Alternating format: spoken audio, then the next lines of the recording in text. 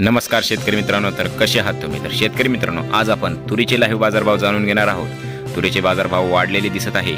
तरी तुम्ही चॅनलवरती जर पहिल्यांदाच आला असाल तर चॅनलला सबस्क्राइब करून हा व्हिडिओ तुमच्या मित्रांपर्यंत शेअर करा आणि व्हिडिओला लाईक करा।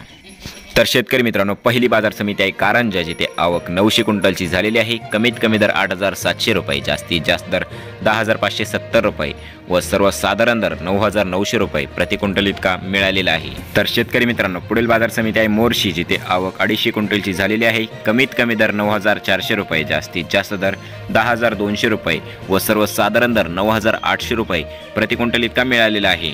तर शेतकरी मित्रांनो, पुढील बाजार समिती आहे अकोला, जिथे आवक 667 क्विंटलची झालेली आहे। कमीत कमी दर 8,000 रुपये, जास्तीत जास्त दर 10,600 रुपये व सर्वसाधारण दर 9,600 रुपये प्रति क्विंटल इतका मिळालेला आहे। तर शेतकरी मित्रांनो, पुढील बाजार समिती आहे काटोल, जिथे आवक 221 क्विंटलची झालेली आहे। कमीत कमी दर 8,950 रुपये, जास्तीत जास्त दर 9,780 रुपये व सर्वसाधारण दर 9,480 रुपये प्रति क्विंटल इतका मिळालेला आहे। तर शेतकरी मित्रांनो, पुढील बाजार समिती आहे मुरुम, जिथे आवक 10 क्विंटलची झालेली आहे। कमीत कमी दर 9,801 रुपये, जास्तीत जास्त दर 10,100 रुपये व सर्वसाधारण दर 9,951 रुपये प्रति क्विंटल इतका मिळालेला आहे।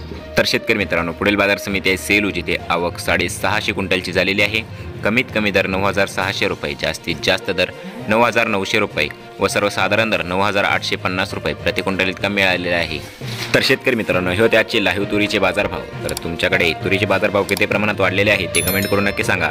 आणि अशाच प्रकारची शेतीविषयक आणि बाजारभावाविषयी माहिती बघण्यासाठी आपल्या अन्नदात्याचा गौरव या यूट्यूब चॅनलला नक्की सबस्क्राईब करून घ्या आणि सोबतच हा व्हिडिओ तुमच्या मित्रांपर्यंत शेअर करा आणि व्हिडिओला लाईक करा। धन्यवाद।